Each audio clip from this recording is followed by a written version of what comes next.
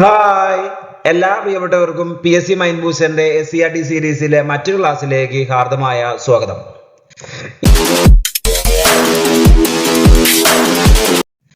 ഇന്നത്തെ ക്ലാസ്സിൽ നമ്മൾ കഴിഞ്ഞ ക്ലാസ്സിൽ ഡിസ്കസ് ചെയ്തതിന്റെ ബാക്കി ഭാഗങ്ങളാണ്. 6ാം ക്ലാസ്സിലെ പാഠപുസ്തകമാണ് നമ്മൾ തുടങ്ങി വെച്ചിട്ടുള്ളത്. 10 ചാപ്റ്റേഴ്സ് നമ്മൾ ഓൾറെഡി കവർ ചെയ്ത് കഴിഞ്ഞു. നമുക്ക് അടുത്ത ചാപ്റ്ററിലേക്ക് കടക്കാം. 11ാമത്തെ ചാപ്റ്ററിന്റെ പേര് സ്വരുക്കൂട്ടം കരുതി വെക്കാം. അപ്പൊ നിങ്ങൾക്ക് മനസ്സിലായിട്ടുണ്ടാവും ഇത് എക്കണോമിക്സ് ആയിട്ട് ബന്ധപ്പെട്ട ഒരു ഭാഗമാണ്. നമുക്ക് ചാപ്റ്ററിൽ എന്തൊക്കെ കാര്യങ്ങളാണ് പറയുന്നത് നോക്കാം. അതിൽ തന്നെ പാഠപുസ്തകത്തിൽ ഒരു ബാങ്ക് എന്നതിനൊരു ഡെഫിനിഷൻ കൊടുത്തിട്ടുണ്ട്. ആ രീതിയിലുള്ള നിർവചനം ഒന്ന് മനസ്സിലാക്കി വെക്കുക. അതായത് പൊതുജനങ്ങളിൽ നിന്ന് പണം നിക്ഷേപം ആയി സ്വീകരിക്കുകയും ആവശ്യക്കാർക്ക് മാനദണ്ഡങ്ങൾ പാലിച്ച് വായ്പയായി നൽകുകയും ചെയ്യുന്ന ധനകാര്യ സ്ഥാപനങ്ങളെയാണ് എന്ത് വിളിക്കുന്നത്? ബാങ്കുകൾ എന്ന് വിളിക്കുന്നത് അല്ല. അതായത് കാര്യം ഇങ്ങനെ മനസ്സിലാക്കി നോക്കുക. നിക്ഷേപം ഉണ്ടാവും, അതേപോലെ തന്നെ വായ്പ കൊടുക്കും. ആ രീതിയിലൊരു ധനകാര്യ സ്ഥാപനമാണ് ഏത്? ബാങ്ക്. അത്രയുള്ള ആ ഭാഗത്ത് മനസ്സിലായ കാര്യങ്ങളായിരിക്കും അല്ല. നെക്സ്റ്റ് അടുത്തായിട്ട് നമുക്ക് മനസ്സിലാക്കി വെക്കാനുള്ള പ്രധാനപ്പെട്ട ഫാക്ട് പണം എന്താന്നുള്ളത്. അതായത് സാധനങ്ങളും സേവനങ്ങളും കൈമാറ്റം ചെയ്യപ്പെടുന്നതിന് പകരമായി സ്വീകരിക്കപ്പെടുന്ന എന്തിനേയും നമുക്ക് എന്ത് വിളിക്കാം? പണം എന്ന് വിളിക്കാം. സാധനങ്ങളും സേവനങ്ങളും കൈമാറ്റാൻ വേണ്ടിയിട്ട് നമ്മൾ എന്ത് ഉപയോഗിക്കുന്നു? അതിനെന്ത് വിളിക്കാം? പണം എന്ന് വിളിക്കാം. അങ്ങനെയാണെങ്കിൽ സാധനങ്ങളുടെയും സേവനങ്ങളുടെയും മൂല്യം നിശ്ചയിച്ച് കൈമാറ്റം സുഗമമാക്കാനാണല്ലോ പണം ഉപയോഗിക്കുന്നത്. അങ്ങനെ ഒരു ഫാക്ട് കൂടി മനസ്സിലാക്കി വെച്ചോളണം. ക്ലിയർ? അടുത്ത കാര്യം, ബാങ്ക് എന്നുള്ള പദം എങ്ങനെയാണ് രൂപം കൊണ്ടത് എന്നാണ് നമ്മൾ പരിശോധിക്കുന്നത്. ഇറ്റാലിയൻ ഭാഷയിലെ പദമായിട്ടുള്ള ബാങ്ക, ഇറ്റാലിയൻ ഭാഷയിലെ പദമാണ് ബാങ്ക. ഫ്രഞ്ച് ഭാഷയിലെ പദമാണ് ബാങ്ക്.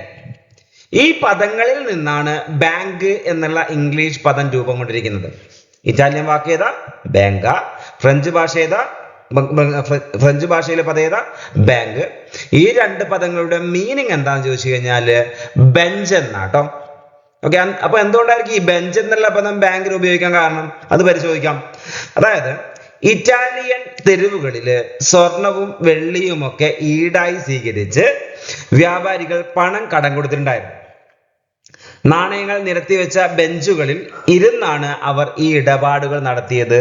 അതുകൊണ്ടാണ് ആ ബെഞ്ച് എന്നുള്ള പദത്തിന് ഏത് രൂപം കൊള്ളാൻ കാരണം? ബാങ്ക് എന്നുള്ള പദം രൂപം കൊള്ളാൻ കാരണം. കിട്ടിയല്ലോ?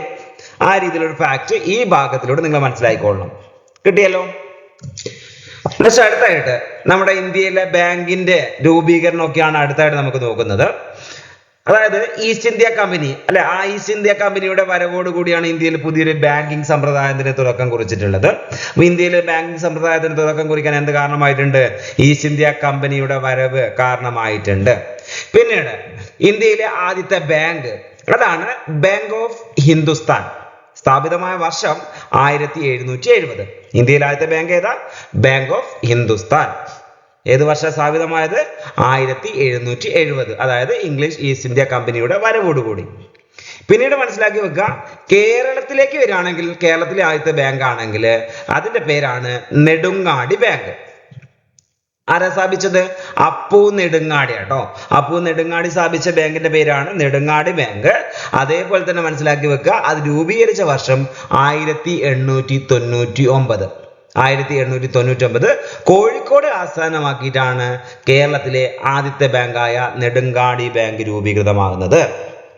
പിന്നെ ഇന്ത്യയിലെ കേന്ദ്ര ബാങ്ക് അല്ലെങ്കിൽ ഇന്ത്യയുടെ കേന്ദ്ര ബാങ്ക് ഒരുപാട് പ്രാവശ്യം പരീക്ഷയ്ക്ക് ചോദിച്ചാണ്. ഇന്ത്യയുടെ കേന്ദ്ര ബാങ്ക് ഏതാണ്? അതാണ് ഏത്? RBI അല്ലെങ്കിൽ reserve bank of India. RBI എന്ന് പറഞ്ഞാൽ റിസർവ് ബാങ്ക് ഓഫ് ഇന്ത്യ. പിന്നെ ഇതിന്റെ ആസ്ഥാനം മുംബൈയാണ്. RBIയുടെ ആസ്ഥാനം എവിടെയാ? മുംബൈയാണ്. എപ്പോഴാണ് സ്ഥാപിച്ചത്? 1935. 1935 റിസർവ് ബാങ്ക് സ്ഥാപിക്കുന്നത്. ഇന്ത്യയുടെ കേന്ദ്ര ബാങ്കാണ്. ആസ്ഥാനം മുംബൈ. കിട്ടി? നെക്സ്റ്റ്, നമ്മുടെ റിസർവ് ബാങ്കിന്റെ ധർമ്മങ്ങൾ എന്തൊക്കെ എന്നുള്ള കാര്യമാണ് അടുത്തായിട്ട് പരിശോധിക്കുന്നത്. അതായത് ഇന്ത്യയിലെ കറൻസികൾ അച്ചടിക്കുക എന്ന് പറയുന്ന പ്രധാനപ്പെട്ട ധർമ്മം ആർക്ക് തന്നെയാണുള്ളത്? Reserve bank of ഇന്ത്യക്കാണുള്ളത്.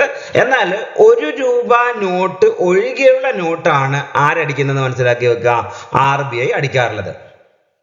അപ്പൊ 1 രൂപ ഒഴികെയുള്ള എല്ലാ കറൻസി നോട്ടുകളും അച്ചടിച്ചിറക്കുന്ന ആരാ? അത് RBI ആണ്. പിന്നെ ഇന്ത്യയിൽ വായ്പകൾ നിയന്ത്രിക്കുന്ന സ്ഥാപനമാണ് RBI. ബാങ്കുകളുടെ ബാങ്ക് എന്നറിയപ്പെടുന്ന RBI ആണ്. ഗവൺമെന്റ് ബാങ്കാണ് RBI. ഇത്രയും ധർമ്മങ്ങളാണ് RBIയുടെ ധർമ്മങ്ങളായിട്ട് നിങ്ങൾ മനസ്സിലാക്കി വെക്കേണ്ടത്. കിട്ടിയോ? നെക്സ്റ്റ്, നമ്മൾ പല ആൾക്കാർക്കും ബാങ്ക് അക്കൗണ്ടുകളൊക്കെ ഉണ്ടാവും. അപ്പൊ ആ രീതിയിൽ ബാങ്ക് അക്കൗണ്ടുകൾ എന്ന് പറയുമ്പോൾ നമുക്ക് ഉള്ള ബാങ്ക് അക്കൗണ്ടുകൾ നമുക്ക് മൂന്നായി തരംതിരിക്കാം. അതായത് നമുക്ക് കാണുന്ന ബാങ്ക് അക്കൗണ്ടുകൾ നമുക്ക് മൂന്ന് തരത്തിൽ കാണാൻ പറ്റും. ഒന്ന് ഇൻഡിവിജ്വൽ അക്കൗണ്ട്, അതായത് ഓരോ വ്യക്തിന്റെ അക്കൗണ്ട്. നെക്സ്റ്റ് അടുത്തായിട്ട് ജോയിന്റ് അക്കൗണ്ട് അല്ലെങ്കിൽ സംയുക്ത അക്കൗണ്ട്, അല്ലെങ്കിൽ ഇൻസ്റ്റിറ്റ്യൂഷൻ അക്കൗണ്ട്. ഇങ്ങനെ മൂന്നായിട്ടാണ് തരംതിരിക്കുന്നത്. ഇൻസ്റ്റിറ്റ്യൂഷൻ അക്കൗണ്ടിന്റെ മലയാളം സ്ഥാപന അക്കൗണ്ട് എന്നാണ്. അപ്പൊ ഒരു വ്യക്തിയുടെ പേരിൽ ആരംഭിക്കുന്നതാണെങ്കിൽ, ഒരു വ്യക്തിയുടെ പേരിൽ ആരംഭിക്കുന്ന അക്കൗണ്ട് ആണെങ്കിൽ അതാണ് വ്യക്തിഗത അക്കൗണ്ട്. ആ വ്യക്തിക്ക് മാത്രമാണ് അതിൻ്റെ അകത്തുള്ള ട്രാൻസാക്ഷൻ നടത്താൻ പറ്റുള്ളൂ, അല്ല. അതേപോലെ തന്നെ സംയുക്ത അക്കൗണ്ട് എന്ന് പറഞ്ഞാലോ, അതിൽ ഒന്നിൽ കൂടുതൽ ആൾക്കാരുണ്ടാവും, രണ്ടോ അതിലധികമോ ആൾക്കാർക്ക് എന്ത് ചെയ്യാൻ പറ്റും, ആ രീതിയിലുള്ള പ്രവർത്തനങ്ങൾ നടത്താൻ പറ്റും. ആ രീതിയിലുള്ള അക്കൗണ്ടിന് എന്ത് പറയുന്നത്, സംയുക്ത അക്കൗണ്ട്, ജോയിന്റ് അക്കൗണ്ട് എന്ന് പറയുന്നത്. ഇനി അടുത്തായിട്ട് എന്തായിരിക്കും സ്ഥാപന അക്കൗണ്ട്? ഏതെങ്കിലും ഒരു സ്ഥാപനത്തിന്റെ പേരിൽ ആ രീതിയിൽ ആരംഭിക്കുകയാണെങ്കിൽ എന്ത് പറയാം, സ്ഥാപന അക്കൗണ്ട് എന്ന് പറയാം. കിട്ടിയല്ലോ? ബാങ്ക് അക്കൗണ്ടുകൾ മൂന്നെണ്ണം ഏതൊക്കെയാണെന്ന് മനസ്സിലായോ?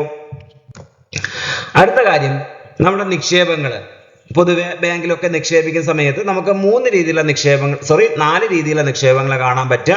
3 അല്ലെങ്കിൽ 4 എന്ന രീതിയിലൊക്കെ പറയാട്ടോ. ഓക്കെ, എങ്ങനെയാ 3, 4 എന്ന രീതിയിലുള്ള കാര്യം ഞാൻ പറഞ്ഞുതരാം. അതിന് മുമ്പായിട്ട് 4ആയിട്ട് തരംതിരിക്കുന്ന രീതിയിലാണ് പാഠപുസ്തകത്ത് പറയുന്നത്. സമ്പാദ്യ നിക്ഷേപം, പ്രചലിത നിക്ഷേപം, സ്ഥിര നിക്ഷേപം, ആവർത്തിത നിക്ഷേപം. ഈ രീതിയിലാണ് അതിന്റെ മലയാളം ടേമുകൾ. പക്ഷെ ഇതിന്റെ ഇംഗ്ലീഷ് ടേമുകൾ നിങ്ങൾക്ക് പരിചിതമായിരിക്കും. ഒന്നാമത്തത് സമ്പാദ്യ നിക്ഷേപത്തിന്റെ ഇംഗ്ലീഷ് എന്ന് പറയുന്നത് സേവിങ്സ് ഡെപ്പോസിറ്റ്, അറിയാവുന്ന പദമല്ലേ. അതേപോലെ തന്നെ പ്രചലിതം എന്ന് പറയുമ്പോൾ കറന്റ് ഡെപ്പോസിറ്റ്. കറന്റ് ഡെപ്പോസിറ്റ് ആണ് പ്രചലിത നിക്ഷേപം. പിന്നെ സ്ഥിര നിക്ഷേപം, അതിനെ ഫിക്സഡ് ഡെപ്പോസിറ്റ് എന്ന് പറയാം. ആവർത്തിത നിക്ഷേപം അതെന്ന് പറയുന്നത് റിക്കറിംഗ് ഡെപ്പോസിറ്റ്. ആ രീതിയിലാണ് 4ആയി തരംതിരിക്കുന്നത്. 3ആണെങ്കിൽ സേവിങ്സ്, കറന്റ്, ഫിക്സഡ് എന്ന രീതിയിൽ തരംതിരിക്കാം. ഓക്കെ, 3ഉം 4ഉം എന്ന് പറയുന്ന ബന്ധപ്പെട്ട് കിടക്കുന്നതാണ്. എങ്ങനെയാണെന്നുള്ളത് ഞാൻ അങ്ങോട്ടേക്ക് പറയാം. നോക്കാം നമുക്ക്. ഓരോന്നിന്റെ ധർമ്മങ്ങൾ എടുത്ത് പരിശോധിക്കുകയാണ്. എങ്ങനെയൊക്കെയാണ് ഓരോന്നും പ്രവർത്തിക്കുന്നത് എന്നുള്ള കാര്യം പരിശോധിക്കുകയാണ്. ആദ്യം തന്നെ സേവിങ്സ് ഡെപ്പോസിറ്റ് അല്ലെങ്കിൽ സമ്പാദ്യ നിക്ഷേപം. അതായത് ഓരോ വ്യക്തികളുടെ സമ്പാദ്യശീലം വർദ്ധിപ്പിക്കുന്നതിന് വേണ്ടിയിട്ടുള്ള നിക്ഷേപത്തിന്റെ പേരാണെന്ത്, സമ്പാദ്യ നിക്ഷേപം എന്ന് പറയുന്നത്. അതിൻ്റെ അകത്ത് വ്യക്തിഗത സംയുക്ത അക്കൗണ്ടുകൾ, വ്യക്തിഗതമായിട്ടോ അല്ലെങ്കിൽ സംയുക്ത അക്കൗണ്ടുകൾക്കോ നിക്ഷേപം തുടങ്ങാൻ പറ്റും, ഈ രീതിയിലുള്ള അക്കൗണ്ടുകൾ. നെക്സ്റ്റ് അടുത്തായിട്ട് ഇതിൻ്റെ അകത്തുള്ള പലിശ എന്ന് പറയുന്നത് വളരെ കുറഞ്ഞ പലിശയായിരിക്കും ഉണ്ടാവുക. വളരെ കുറഞ്ഞ പലിശയാണ് ഏതിന് കൊടുക്കുകയുള്ളൂ, സേവിങ്സ് ഡെപ്പോസിറ്റിന് കൊടുക്കുകയുള്ളൂ. പിന്നെ എത്ര വേണമെങ്കിലും പണം നിക്ഷേപിക്കാം. പക്ഷെ എന്താണ്, പണം പിൻവലിക്കുന്നതിന് കുറച്ച് നിയന്ത്രണങ്ങളൊക്കെ ഇതിൻ്റെ അകത്തുണ്ട് എന്നുള്ള കാര്യമാണ് സേവിങ്സ് ഡിപ്പോസിറ്റിന്റെ ആ സവിശേഷതകൾ. അടുത്ത കറന്റിലേക്ക് പോവാം, അല്ലെങ്കിൽ പ്രചലിതത്തിലേക്ക് പോവാം. അവിടെ മനസ്സിലാക്കി വെക്കേണ്ടത് വ്യാപാരികള്, വ്യവസായികള്, അവരൊക്കെ ലക്ഷ്യം വെച്ചിട്ടുള്ള ആ നിക്ഷേപങ്ങളെ പറയുന്ന പേരാണ് ഏത്, പ്രചലിത നിക്ഷേപം അല്ലെങ്കിൽ കറന്റ് ഡെപ്പോസിറ്റ്. അടുത്ത ഇതിനകത്ത് മനസ്സിലാക്കി വെക്കേണ്ട കാര്യം, ഒരു ദിവസം എത്ര ഇടപാടുകൾ വേണമെങ്കിലും നടത്താവുന്ന രീതിയിലുള്ള അക്കൗണ്ടുകൾ ഇത്. കാരണം നിങ്ങൾക്കറിയാം, വ്യാപാരികളും വ്യവസായികളും ഒക്കെ ഒരു ദിവസം ഇഷ്ടം പോലെ ആ രീതിയിലുള്ള ഡെപ്പോസിറ്റും അതേപോലെ തന്നെ ട്രാൻസാക്ഷൻസ് ഒക്കെ നടത്തുന്നതാണ്, അല്ലെ. അപ്പൊ ആ രീതിയിലൊക്കെ നടത്താൻ പറ്റുന്ന അക്കൗണ്ട് ആയിരിക്കും ഇത്. പിന്നെ പണം നിക്ഷേപിക്കുന്നതിനും പിൻവലിക്കുന്നതിനും നിയന്ത്രണങ്ങളില്ല. പക്ഷെ ഈ നിക്ഷേപങ്ങൾക്ക് എന്ത് കിട്ടൂല, പലിശ കിട്ടൂല. അതാണ് ഇതിന്റെ മെയിൻ ആയിട്ടുള്ള ഒരു ഡ്രോബാക്ക് ആയിട്ട് മനസ്സിലാക്കി വെക്കേണ്ടത്. കിട്ടിയല്ലോ? നെക്സ്റ്റ് അടുത്ത ഫിക്സഡ് ഡെപ്പോസിറ്റിലേക്ക് പോകാം നമുക്ക്. നോക്കി, അതായത് ഒറ്റ തവണ മാത്രം നിക്ഷേപിക്കുന്നു. അതൊരു നിശ്ചിത കാലയളവിലേക്കായിരിക്കും. ആ നിക്ഷേപം പലിശയോടുകൂടി പിൻവലിക്കാൻ പറ്റുന്ന ഒരു രീതിയിലേക്ക് അവസാന ഘട്ടത്തിൽ നടക്കും. ആ രീതിയിലായിരിക്കും സ്ഥിര നിക്ഷേപം ഉണ്ടാവുക. ഒരു കാലഘട്ടത്തിലേക്ക് നിക്ഷേപിക്കുന്നു, ആ കാലഘട്ടം കഴിഞ്ഞാൽ എന്ത് ചെയ്യുന്നു, പിൻവലിക്കുന്നു. ആ രീതിയിലാണ് സ്ഥിര നിക്ഷേപം. ഇത്തരം നിക്ഷേപങ്ങൾക്ക് എന്ത് കിട്ടും, നല്ല രീതിയിൽ ഇൻട്രസ്റ്റ് കിട്ടുന്ന രീതിയിലായിരിക്കും ഉണ്ടാവുക. അതായത് കൂടുതൽ ബാങ്ക് പലിശ കിട്ടുന്ന രീതിയിലാണ് ഏതുണ്ടാവുക, സ്ഥിര നിക്ഷേപം ഉണ്ടാവുക. ഓക്കെ, നെക്സ്റ്റ് അടുത്ത റെക്കറിംഗ് അല്ലെങ്കിൽ ആവർത്തിത നിക്ഷേപം. എങ്ങനെയാന്ന് നോക്കാം. അതിന്റെ നിക്ഷേപം എന്ന് പറയുന്നത് കൃത്യമായിട്ടുള്ള ഒരു പീരീഡ് ഓഫ് ടൈമിൽ എന്ത് ചെയ്യുന്നു, കൃത്യമായിട്ട് ഒരു നിശ്ചിത ഇടവേളകളിൽ ഇങ്ങനെ പൈസ ഇങ്ങനെ ഡെപ്പോസിറ്റ് ചെയ്യുന്ന രീതിക്കാണ് എന്ത് പറയുന്നത്, ആവർത്തിത നിക്ഷേപം എന്ന് പറയുന്നത്. അതായത് സ്ഥിര നിക്ഷേപത്തിന്റെ മറ്റൊരു രൂപമായത്. അതാണ് ഞാൻ പറഞ്ഞത്, നിക്ഷേപങ്ങളെ 3 അല്ലെങ്കിൽ 4 തരംതിരിക്കാം എന്ന രീതിയിൽ. സ്ഥിര നിക്ഷേപത്തിന്റെ മറ്റൊരു രൂപമാണ് ഏത്? ആവർത്തിത നിക്ഷേപം. ഇവിടെ മനസ്സിലാക്കി വെക്കേണ്ടത്, പ്രത്യേക കാലയളവിലേക്ക് എന്ത് ചെയ്യുന്നു? നിശ്ചിത തുക കൃത്യമായ ഇടവേളകളിൽ, ഒരുപക്ഷെ അത് ദിവസത്തിലാവാം, അല്ലെങ്കിൽ ആഴ്ചയിലാവാം, അല്ലെങ്കിൽ മാസത്തിലാവാം, ഇങ്ങനെ അക്കൗണ്ടുകൾ എന്ത് ചെയ്യുന്നു? നിക്ഷേപിക്കുന്നു. കാലാവധി പൂർത്തിയായതിനു ശേഷം എന്ത് ചെയ്യുന്നു? ആ തുക പിൻവലിക്കുന്നു. ആ രീതിയിലാണ് ഈ നിക്ഷേപം ഉണ്ടാവുക. ഇനി ആ സമ്പാദ്യം എന്ത് ചെയ്യാൻ പറ്റും? അവസാനത്തിൽ അത് കൂടുതൽ പലിശയോടെ നമുക്ക് എന്ത് ചെയ്യാൻ പറ്റും? പിൻവലിക്കാൻ പറ്റും. ഇതിനകത്ത് കൂടുതൽ പലിശ കിട്ടുന്ന ഒരു നിക്ഷേപം തന്നെയാണ് ഏത്? ആവർത്തി നിക്ഷേപം. ഞാൻ പറഞ്ഞു, സ്ഥിര നിക്ഷേപം പോലെ തന്നെയാണ് ഈ നിക്ഷേപം. അപ്പോൾ ഇതിനെന്ത് കിട്ടുന്നുണ്ട്? കൂടുതൽ പലിശ കിട്ടുന്നുണ്ട്. കാര്യം കിട്ടിയോ? അടുത്ത വസ്തുത, ബാങ്കുകളെ നമ്മൾ തരംതിരിക്കുകയാണ്. 3 തരംതിരിക്കുന്നു. അതായത് വാണിജ്യ ബാങ്കുകൾ, സഹകരണ ബാങ്കുകൾ, വികസന ബാങ്കുകൾ. ആ രീതിയിൽ ബാങ്കുകളെ നമ്മൾ 3 തരംതിരിക്കുക. ഓരോന്നിന്റെ സവിശേഷത എടുത്തെടുത്ത് പരിശോധിച്ചാലോ? ഇതാ നോക്കി, വാണിജ്യ ബാങ്കുകൾ. ആദ്യം മനസ്സിലാക്കി വെക്കേണ്ട കാര്യം, ബാങ്കിങ് മേഖലയിലെ ഏറ്റവും പഴക്കം ചെന്ന ധാരാളം ശാഖകളിലുമായിട്ടുള്ള ബാങ്കുകളാണ് ഏത്? വാണിജ്യ ബാങ്കുകൾ. അപ്പോൾ ഏറ്റവും പഴക്കം ചെന്നതാണ്, അതേപോലെ തന്നെ എന്തുമാണ്? പഴക്കം ചെന്നതുമാണ്, ധാരാളം ശാഖകളുള്ളതായിട്ടുള്ള രീതിയിലുള്ള ബാങ്കാണ് ഏത്? വാണിജ്യ ബാങ്കുകൾ. അപ്പൊ ഇതിന്റെ ധർമ്മങ്ങൾ എന്തൊക്കെയാ നോക്കിയോ? നിക്ഷേപം സ്വീകരിക്കുക, വായ്പ നൽകുക, ലോക്കർ ഫെസിലിറ്റി, അതേപോലെ തന്നെ ഡെബിറ്റ് കാർഡ്, ക്രെഡിറ്റ് കാർഡ് സൗകര്യങ്ങൾ, ഓൺലൈൻ ബാങ്കിങ്, ഈ സേവനങ്ങളൊക്കെ ഇടപാടുകൾക്ക് ലഭ്യമാക്കുന്ന രീതിയിലാണ് ഏതുണ്ടാവുക? വാണിജ്യ ബാങ്കുകൾ ഉണ്ടാവുക. പിന്നെ അടുത്തായിട്ട് വാണിജ്യ ബാങ്കുകൾ നമുക്ക് 2 തരംതിരിക്കുക കേട്ടോ. ആ വാണിജ്യ ബാങ്കുകൾ 2 തരംതിരിക്കുമ്പോൾ അത് പൊതുമേഖലയിലുള്ളത്, അതേപോലെ തന്നെ സ്വകാര്യ മേഖലയിലുള്ളത് എന്ന രീതിയിൽ പൊതുമേഖല വാണിജ്യ ബാങ്ക് എന്നും സ്വകാര്യ മേഖല വാണിജ്യ ബാങ്ക് എന്നും നമുക്ക് 2 തരംതിരിക്കാം. കിട്ടിയോ? ആ രീതിയിൽ വാണിജ്യ ബാങ്കുകൾ 2 തരംതിരിക്കുന്നു. ഡീറ്റെയിൽ ആയിട്ട് നമുക്ക് ആ ബാങ്കുകൾ, പൊതുമേഖലയിലെ സ്വകാര്യ മേഖലയിലെ ബാങ്കുകൾ എടുത്ത് പരിശോധിക്കാം. അതിന് മുമ്പായിട്ട് നമ്മൾ ഒരു കാര്യം പഠിക്കുന്നു. പൊതുമേഖലയിലെ ഏറ്റവും വലിയ വാണിജ്യ ബാങ്ക് ഏത് എന്ന രീതിയിലാണെങ്കിൽ അതിന്റെ പേരാണ് SBI. പൊതുമേഖലയിലെ ഏറ്റവും വലിയ വാണിജ്യ ബാങ്കാണ് ഏത്? സ്റ്റേറ്റ് ബാങ്ക് ഓഫ് ഇന്ത്യ അഥവാ SBI. കിട്ടിയോ? നെക്സ്റ്റ്, പൊതുമേഖലാ ബാങ്ക്, സ്വകാര്യ മേഖലാ ബാങ്ക് എന്നുള്ള കാര്യം ഞാൻ പറഞ്ഞല്ലോ. സംഭവം ഇങ്ങനെയാണത്. സർക്കാർ ഉടമസ്ഥതയിൽ പൂർണ്ണമായിട്ടും സ്ഥിതി ചെയ്യുകയാണെങ്കിൽ, ആ രീതിയിൽ പൂർണ്ണമായും സർക്കാർ ഉടമസ്ഥതയിൽ സ്ഥിതി ചെയ്യുന്നതിന് നമുക്ക് എന്ത് പറയാം? പൊതുമേഖലാ ബാങ്ക് എന്ന് പറയാം. കിട്ടിയല്ലോ? സംഭവം എന്താന്നുള്ള പിടി കിട്ടിയാൽ മതി. അപ്പൊ അവിടെ കിട്ടേണ്ട മറ്റൊരു വസ്തുത എന്താണെന്ന് ചോദിച്ചു കഴിഞ്ഞാൽ, ഇതിന്റെ എക്സാമ്പിൾസ് ഒരുപക്ഷെ ചോദിക്കാം കേട്ടോ. യൂണിയൻ ബാങ്ക്, കാനറ ബാങ്ക്, അതേപോലെ തന്നെ SBI, ഇങ്ങനെയുള്ള ബാങ്കുകളൊക്കെ ഇതിന് എക്സാമ്പിളാ? പൊതുമേഖലാ ബാങ്കുകൾക്ക് എക്സാമ്പിളാ. അങ്ങനെയാണെങ്കിൽ എന്തായിരിക്കും സ്വകാര്യ മേഖലാ ബാങ്ക്? നേരത്തെ പറഞ്ഞതിന്റെ നേരെ ഓപ്പോസിറ്റ്. അതായത് സ്വകാര്യ ഉടമസ്ഥതയില്, അല്ലെങ്കിൽ സ്വകാര്യ വ്യക്തികളുടെ ഉടമസ്ഥതയില് പ്രവർത്തിക്കുന്ന ബാങ്കുകൾ എന്ത് വിളിക്കാം? സ്വകാര്യ മേഖലാ ബാങ്ക് എന്ന് വിളിക്കാം, അല്ലെ? അപ്പോൾ ഈ ബാങ്കുകളൊക്കെ സ്വകാര്യ മേഖലയിലാണെങ്കിലും പൊതുമേഖലയിലായാലും ഇതിനെയൊക്കെ നിയന്ത്രിക്കുന്ന ആരാ? എല്ലാ ബാങ്കുകളെയും നിയന്ത്രിക്കുന്നത് ആരാ? റിസർവ് ബാങ്ക് ആട്ടോ. റിസർവ് ബാങ്കിന്റെ നിയന്ത്രണത്തിലായിരിക്കും എല്ലാ ബാങ്കുകളും. ബാങ്കുകളുടെ ബാങ്ക് എന്നറിയപ്പെടുന്ന ആരാ? റിസർവ് ബാങ്ക് ആണ്, അല്ലെ? അപ്പൊ ആ രീതിയിൽ എല്ലാ ബാങ്കുകളും നിയന്ത്രിക്കുന്ന റിസർവ് ബാങ്ക് ആണ്. ഇനി അടുത്തായിട്ട് നമ്മുടെ സ്വകാര്യ ബാങ്ക് എന്താന്ന് പഠിച്ചു. അങ്ങനെയാണെങ്കിൽ സ്വകാര്യ ബാങ്കിലെ എക്സാമ്പിൾസ് നോക്കി. അതാണ് south Indian bank, federal bank. ഏതൊക്കെയാ? സൗത്ത് ഇന്ത്യൻ ബാങ്കും ഫെഡറൽ ബാങ്കും. ഇത് 2ആണ് അവിടെ എക്സാമ്പിൾ ആയിട്ട് പറഞ്ഞേക്കുന്നത്. വാണിജ്യ ബാങ്കുകൾ പരിചയപ്പെട്ടു. ഇനി സഹകരണ ബാങ്കുകൾ എന്താന്ന് നോക്കൂ. അപ്പൊ അവിടെ കിട്ടേണ്ട കാര്യം, കർഷകർക്കും കൈത്തൊഴിലുകാർക്കും ചെറുകിട വ്യവസായികൾക്കും കുറഞ്ഞ പലിശ നിരക്കിൽ വായ്പ ലഭ്യമാക്കുക എന്ന ലക്ഷ്യത്തോടു കൂടി ആരംഭിച്ച ബാങ്കുകളാണ് സഹകരണ ബാങ്കുകൾ. അത്തരത്തിലുള്ള സഹകരണ മനോഭാവത്തോടെ തുടങ്ങിയിട്ടുള്ള ബാങ്കാണ് എന്നുള്ള കാര്യം മനസ്സിലാക്കിയാൽ മതി. സിമ്പിൾ ആണ്, കിട്ടും അല്ലെ? പിന്നെ അടുത്തായിട്ട് ഇതിന്റെ ലക്ഷ്യങ്ങൾ നോക്കൂ. സ്വയം സഹായം, പരസ്പര സഹായം, അതേപോലെ തന്നെ പരസ്പര സഹായം പ്രോത്സാഹിപ്പിക്കുക, അതേപോലെ തന്നെ ജനങ്ങളുടെ സമ്പാദ്യശീലം വളർത്തുക, നിക്ഷേപം വർദ്ധിപ്പിക്കുക, സ്വകാര്യ ഇടപാടുകാരുടെ ചൂഷണത്തിൽ നിന്നും ജനങ്ങളെ രക്ഷിക്കുക, അവയൊക്കെയാണ് സഹകരണ ബാങ്കുകളുടെ പ്രധാന ലക്ഷ്യങ്ങൾ. ആ രീതിയിൽ സമൂഹത്തിൽ ഉണ്ടാകുന്ന ആ രീതിയിലുള്ള പ്രശ്നങ്ങളെല്ലാം ക്രമീകരിക്കാൻ വേണ്ടിയിട്ടാണ് ഏതുള്ളത്? നമ്മുടെ സഹകരണ ബാങ്കുകൾ നമ്മുടെ ഇടയിൽ പ്രവർത്തിക്കുന്നത്, അല്ലെ? അപ്പൊ അവിടെ മനസ്സിലാക്കി വെക്കേണ്ടത്, കേരള സർക്കാർ രൂപീകരിച്ച കേരള ബാങ്ക് അത്തരത്തിലുള്ള ഒരു ബാങ്കാണ്. അപ്പൊ കേരള ബാങ്ക് എന്നുള്ളൊരു കൺസെപ്റ്റ് കേട്ടിട്ടുണ്ടാവുമല്ലോ. ബാങ്ക് കേട്ടിട്ടുണ്ടാകും. കേരള ബാങ്ക്. കേരള ബാങ്ക് എന്താ? കേരള സർക്കാർ രൂപീകരിച്ച ഒരു സഹകരണ ബാങ്കാണ്. നമുക്കത് ഡീറ്റെയിൽ ആയിട്ട് പഠിക്കാട്ടോ. കേരള ബാങ്കിനെ കുറിച്ച് ഡീറ്റെയിൽ ആയിട്ട് പഠിക്കാം. അത് അവിടെ നിൽക്കട്ടെ. ഇവിടെ അടുത്ത കാര്യം നോക്കിക്കോ.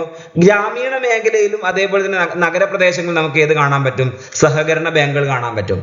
ഗ്രാമീണ മേഖലയിൽ കാണപ്പെടുന്ന സഹകരണ ബാങ്കുകളെ വിളിക്കുന്ന പേരാണ് റൂറൽ സഹകരണ ബാങ്ക്. സിമ്പിൾ ആണല്ലോ. റൂറൽ എന്ന് പറഞ്ഞാൽ എന്താ? ഗ്രാമീണ മേഖലയിലേക്ക് അല്ലെ. നെക്സ്റ്റ് അടുത്തായിട്ട് നഗരപ്രദേശങ്ങളിലെ പേരെന്തായിരിക്കും? അർബൻ സഹകരണ ബാങ്ക് എന്നും വിളിക്കാം. ആ രീതിയിലാണ് സഹകരണ ബാങ്കുകൾ രണ്ടായി തരംതിരിക്കുന്നത്. റൂറൽ സഹകരണ ബാങ്കും അർബൻ സഹകരണ ബാങ്കും. കിട്ടിയോ? നെക്സ്റ്റ് കേരള ബാങ്ക് എന്താ നോക്കി. കേരള സർക്കാരാണ് രൂപീകരിച്ചിരിക്കുന്നത്. കേരള ബാങ്ക് രൂപീകരിച്ചിരിക്കുന്ന ആരാ? കേരള സർക്കാരാണ്. നെക്സ്റ്റ് അടുത്തായിട്ട് മനസ്സിലാക്കി വെക്കേണ്ട കാര്യം, Kerala state cooperative bank limited. Kerala state cooperative bank limited എന്നൊരു സ്ഥാപനമാണ് എന്തായിട്ട് മാറിയത്?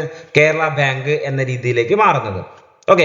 നെക്സ്റ്റ് അടുത്തായിട്ട് സംസ്ഥാന സഹകരണ ബാങ്കും ജില്ലാ സഹകരണ ബാങ്കുകളും സംയോജിപ്പിച്ചിട്ടാണ് ഏത് രൂപം കൊണ്ടത്? കേരള ബാങ്ക് രൂപീകരിച്ചത്. സംസ്ഥാന സഹകരണ ബാങ്കും ജില്ലാ സഹകരണ ബാങ്കും സംയോജിപ്പിച്ചിട്ടാണ്. നെക്സ്റ്റ് ഇതിന്റെ ആസ്ഥാനം വളരെ വളരെ ഇമ്പോർട്ടന്റ് ആണ്. തിരുവനന്തപുരത്താണ് ഏതിന്റെ ആസ്ഥാനം? കേരള ബാങ്കിന്റെ ആസ്ഥാനം. ഓക്കെ.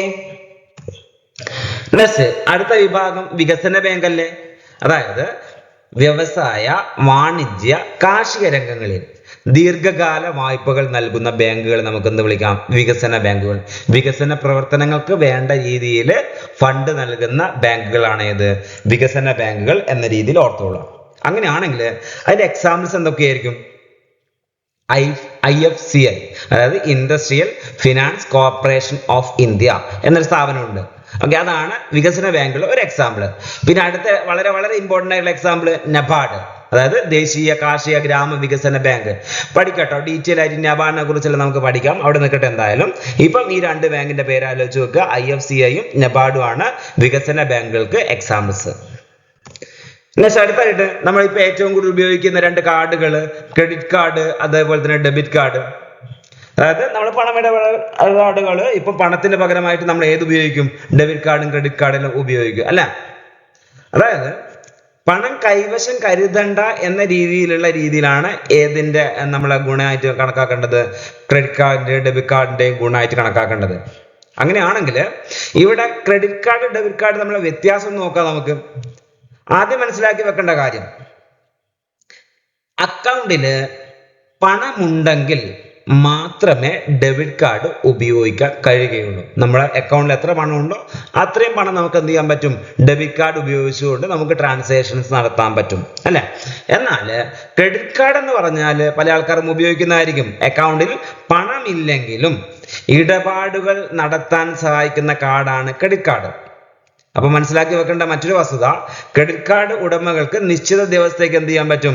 ബാങ്കുകൾ പണം കൊടുക്കും, കടമായിട്ട് കൊടുക്കും. സമയപരിധിക്കുള്ളിൽ എന്ത് ചെയ്യണം? പണം തിരികെ അടയ്ക്കണം. അടച്ചില്ലെങ്കിൽ എന്ത് ചെയ്യും? ബാങ്കുകൾ പലിശ കണക്കാക്കും. ഓക്കെ, ആ രീതിയിലാണ് ഏതുണ്ടാവുക? ക്രെഡിറ്റ് കാർഡ് ഉണ്ടാവുക എന്ന് മനസ്സിലാക്കി വെച്ചോളാം. കിട്ടിയോ? നെക്സ്റ്റ് അടുത്തായിട്ട് പാഠപുസ്തകത്തിൽ അവസാന ഭാഗത്തിലേക്ക് നമ്മൾ പോവുകയാണ്. ഒരു ഹെൽപ്പ് ലൈൻ നമ്പർ ആണ്. അതായത് ഇപ്പൊ ഏറ്റവും കൂടുതൽ പ്രശ്നം ഉണ്ടാക്കുന്ന സംഭവം തന്നെ, അതായത് ഓൺലൈൻ സാമ്പത്തിക തട്ടിപ്പുകൾ അല്ല. ആ രീതിയിൽ ശ്രദ്ധയിൽപ്പെട്ട് കഴിഞ്ഞാൽ നമുക്ക് പരാതിപ്പെടാൻ പറ്റുന്ന ഹെൽപ്പ് ലൈൻ സംവിധാനമാണ് ഏത്? 1930 1930 1930. ഇതാണ് എന്ത്? ഹെൽപ്പ് ലൈൻ നമ്പർ ആയിട്ട്, ഓൺലൈൻ സാമ്പത്തിക തട്ടിപ്പുമായിട്ട് ബന്ധപ്പെട്ട ഹെൽപ്പ് ലൈൻ നമ്പർ മനസ്സിലാക്കി വെക്കേണ്ടത്. കിട്ടിയല്ലോ? ഓർത്ത് വെച്ചോളണം. വളരെ വളരെ ഇമ്പോർട്ടൻ്റ് ആയിട്ടുള്ള നമ്പറാണ്. നമ്മുടെ ജീവിതത്തിലായാലും പരീക്ഷയ്ക്കായാലും വളരെ വളരെ ഇമ്പോർട്ടൻ്റ് ആയിട്ടുള്ള നമ്പറാണ്. അപ്പൊ ഇത്രയും കാര്യങ്ങളാണ് നമ്മൾ ഇന്നത്തെ ഭാഗത്തിലൂടെ പരിചയപ്പെടുന്നത്. ഒരു സിമ്പിൾ ആയിട്ടുള്ള ചെറിയ കണ്ടന്റ് മാത്രമുള്ള ഒരു ചാപ്റ്റർ ആയിരുന്നു. അപ്പോൾ കൂടുതൽ ഇമ്പോർട്ടൻസ് കൊടുത്തുകൊണ്ട് തന്നെ പഠിക്കുക. സിമ്പിൾ ആയിട്ടുള്ള കാര്യങ്ങളാണെങ്കിലും പരീക്ഷയ്ക്ക് ചോദിക്കാറുണ്ട്. അപ്പൊ നമുക്ക് എന്ത് ചെയ്യാം? മറ്റൊരു ഭാഗവുമായിട്ട് മറ്റൊരു ക്ലാസ് കാണാം. Okay, thank you.